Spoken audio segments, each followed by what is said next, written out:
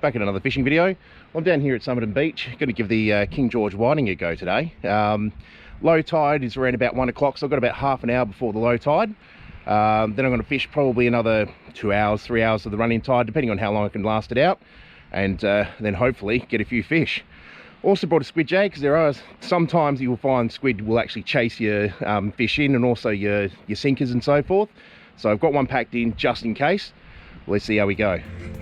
All right, well, I'm heading out towards the water. Just stopped in here at one of the gutters, and as you can see in the gutter, just here, up here, here, here, here, as you can see, there's a lot of nipper holes that are still around here as well. And this is Somerton Beach. So they are quite well spread. Just on the back of the sandbar now, it drops off quite quickly into this water where the weed is. So I'm not going to be able to wade out too far, but I'm far enough out that I should be able to get to some of these sand holes. Just using a standard paternoster rig, so 1 ounce sinker instead of a ½ ounce, which I usually use for my yellowfin whiting. Wanted the extra distance in the casting. Also, I've gone 20-pound leader.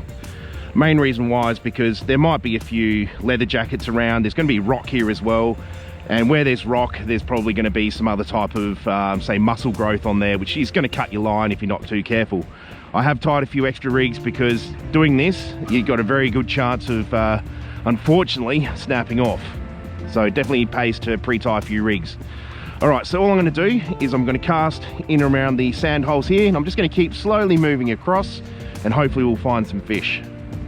All right, first cast.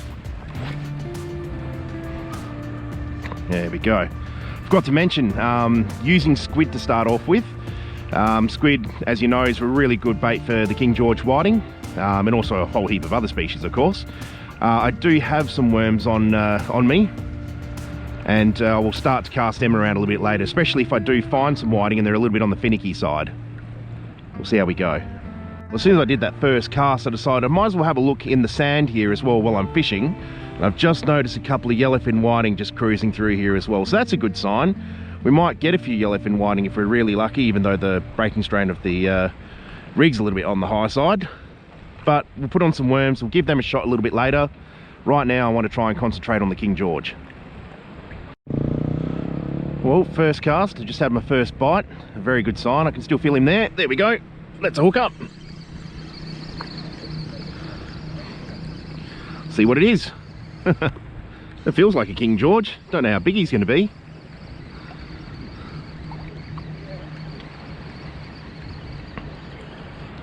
Yeah, definitely whiting. There we go, King George whiting. There we go, beautiful fish. All right, I'll give him a quick measure. We'll see how he's looking size-wise.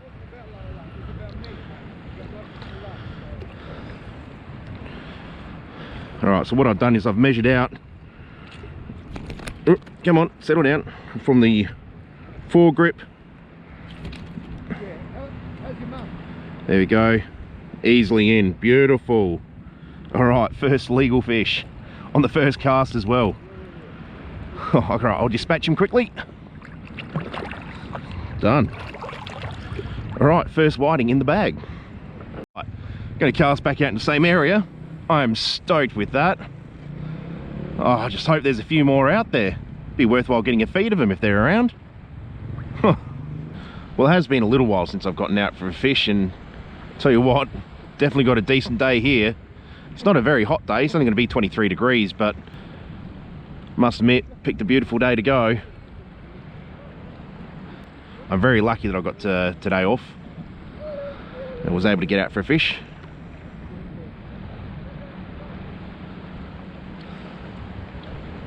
Yeah, not bad. Sometimes just a little bit of movement, dragging the sinker along the bottom will puff up a bit of sand, and that will create a traction to where your bait is, and the whiting will come over and have a look. So just every now and then give it a little bit of a movement. You just never know. I think I got a crab on. Let's have a look. Yeah, it's definitely a crab.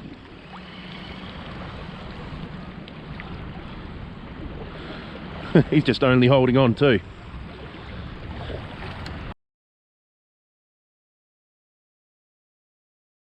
Well, that's interesting. Some good crabs around by the looks.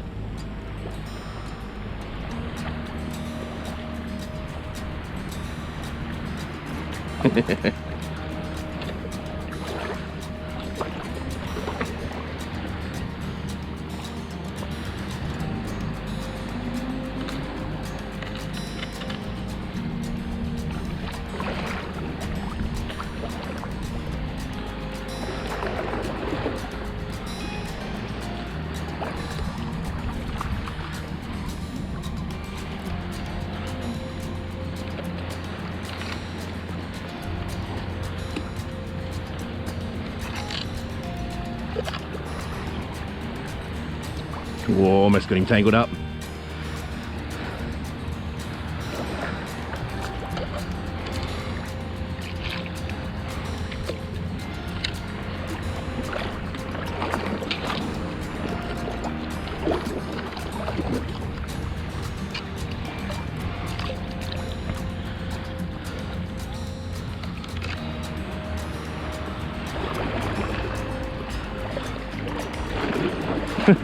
Got him tangled.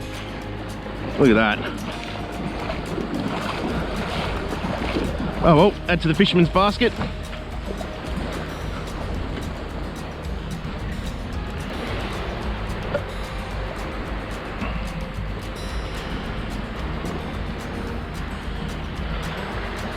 There we go.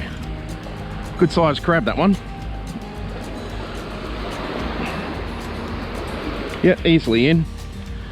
Now, one of the things when you're a fisherman, sometimes you will forget things like a tape measure or whatever.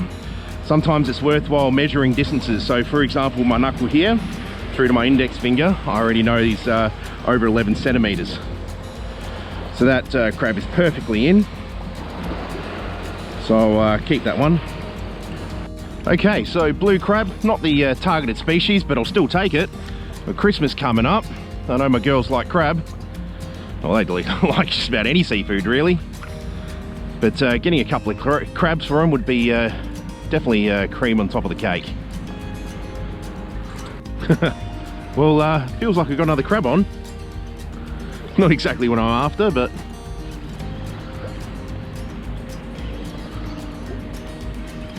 let's have a look. See if we can catch him like the last one. Yeah, definitely another crab.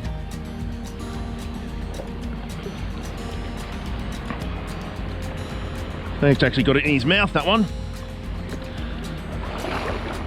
Now mind you, that one looks a little smaller. It's probably going to be a release, that one.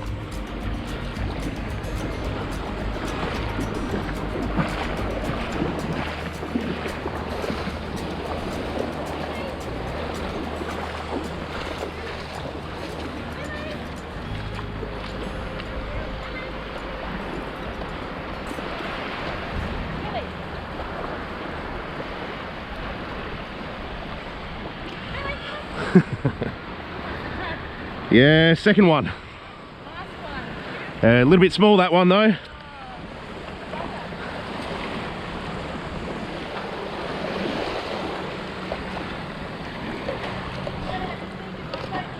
Yeah, that's why I'm wearing them today. You're right. Okay, so second crab was released. Now I'm going for a bit of a cocktail bait on the bottom, so a bit of worm and squid, and just a piece of worm right up the top there. All right, let's see if that makes a difference. Fingers crossed. Tell you what, that tide is pushing up already. I can feel that I was standing a bit further forward and I was keeping relatively dry, but now it's definitely pushed up and it can't stand in the same spots, which is okay. That's why I've been casting towards the back, so that way I can work the front sand holes later on as the tide comes up. Well, unfortunately, had a bite, struck, and then got stuck. To put it short and sweet. Yeah, unfortunately had to re-rig, but I knew that's the problem with fishing in these types of areas. It is a very heavy bottom, so you will go through a few rigs. Lucky I did pre-tie a couple, so it was just a quick matter of tying or putting on a new, oh, I can't believe I missed that, putting on a new trace And new bait, straight back out there again. Can't believe it's had a bite straight away like that. Come on, come back.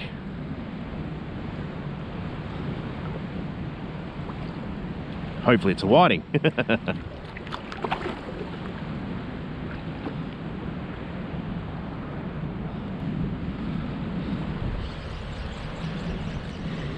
Alright, I'm going to recast that.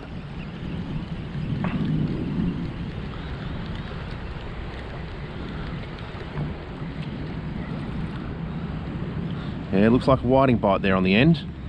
Very good sign. Come on.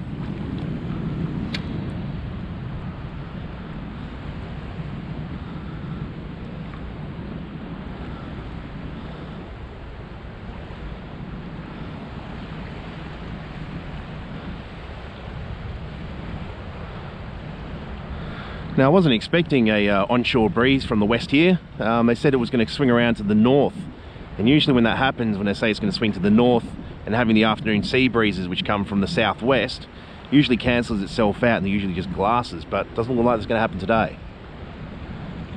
Probably the afternoon sea breeze is just a little bit too strong. Oh, can't believe that. Had a really good bite, got hung up on the weed and dropped the fish. Oh, that was a definite tinger for sure. What a bummer. Oh well, get it back out there. That would felt like a really good fish. Quick clean up.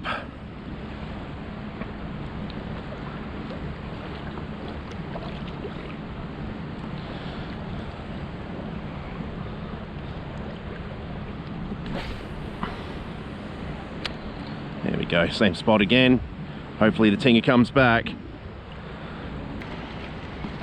Alright. Change it to worms. Here's that one.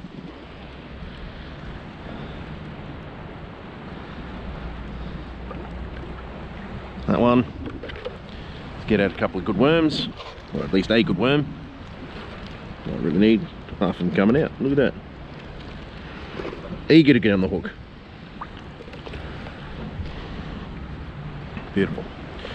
Okay, I'm going to put the toughest part of the worm on the bottom, which is the head.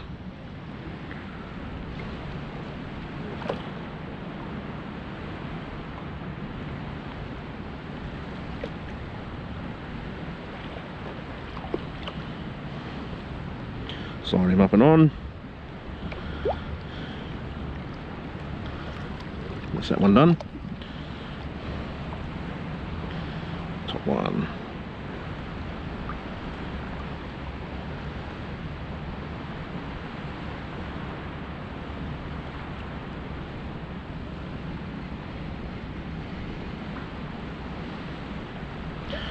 Okay, worms are on. Let's see if this makes a difference. Hopefully if there's a nice whiting in the area, they'll pick that up. Oh, I lost half of them anyway. I'll pick that up. Still got one on there, I saw. Hopefully they'll pick that scent up and smash it as soon as they've seen it.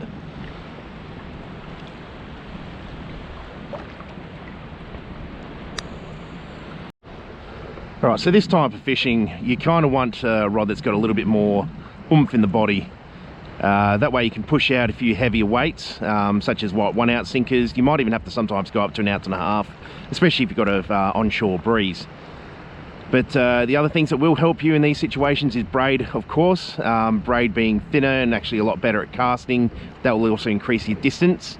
Don't get me wrong, there'll still be fish right in close here as well, but as I said before, I like to cast out to the back, try and fish the backside firstly, then as the tide comes in, oh, I missed him, and as the tide comes in, then you fish the holes that are close to the shoreline, just because you have to keep moving back. Oh, I missed him again. Oh, that was a decent bite. Come back, come on. There he is. Hey! How's that? That's definitely a whiting. It's always nice to get a hook up when you're talking. That definitely feels like a good whiting. There he is. Yes, baby. All right. Oop. Come on, hold still. There you go. Another beautiful King George whiting. Quickly measure him. Try and hold on to him at the same time. Let me get myself sorted out here.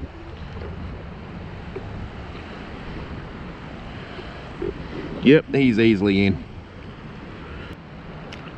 All right, I'll dispatch him and pop in the bag. Stoked with that. 2 King George whiting so far. Woo! It's excellent. And there's the bag.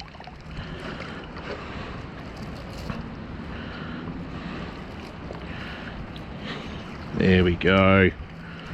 Done. Now, one of the other things as well, I don't know if I've mentioned this in my other videos, but I always put a half hitch around my catch bags. Just stops the fish from getting out. Bit of added security. Oh, you can't get away from these little buggers. Good old toadfish.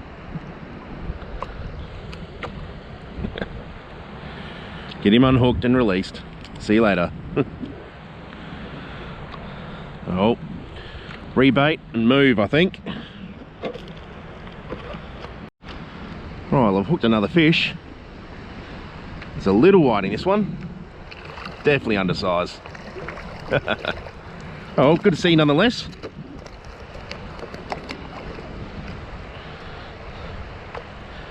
But yet again, he was pretty much on it as soon as I cast in. There you go. There you go. So well undersized, that one. Get him in the light for you. There you go. Pretty little fish, aren't they? All right. See you, mate.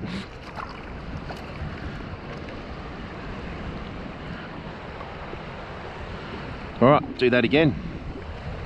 All right, well, that wind's puffed up quite a bit. It's making casting a little bit on the difficult side.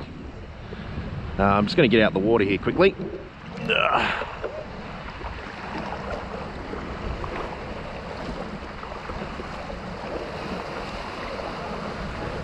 Got a seal coming through now. They can be troublesome.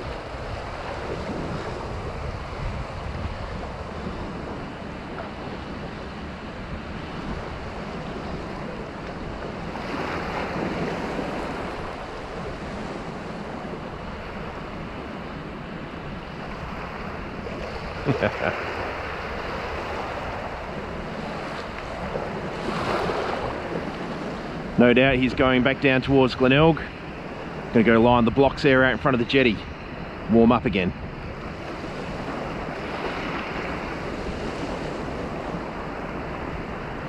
Anyway.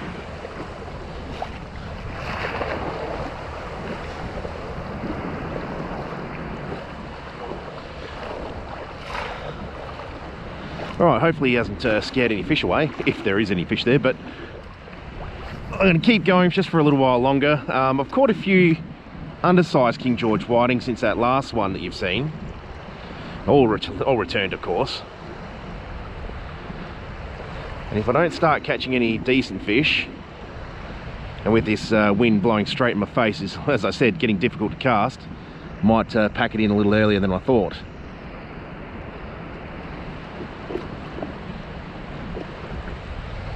But yeah, haven't seen any more yellowfin whiting in the shallows here. I've been keeping my eye open. If they did rock up, I would turn my attentions to them. Well, that's me done for another session, guys. Hope you enjoyed it. Unfortunately, this wind's just come up. The tide's come up real quick as well, so I've decided to call it quits. Now, one of the things is, if you do want to catch some King George whiting, and you're not the type of person that likes to get out there and go waiting for them, that's fine. Brighton Jetty, never rule it out. It's a great spot to try for King George whiting during the low tides in the middle of the day. I've done that millions of times. Used to do it with the old fella Greg Irving, taking Peter whiting off there. There's been times we've only caught a couple of fish. Sometimes we've also caught a bag limit of fish. You just never know, so it's worthwhile giving it a shot. But anyhow, guys, if you do like the content, give me a like, consider subscribing, and I'll see you in my next video. Have a good one. That breeze has definitely come up.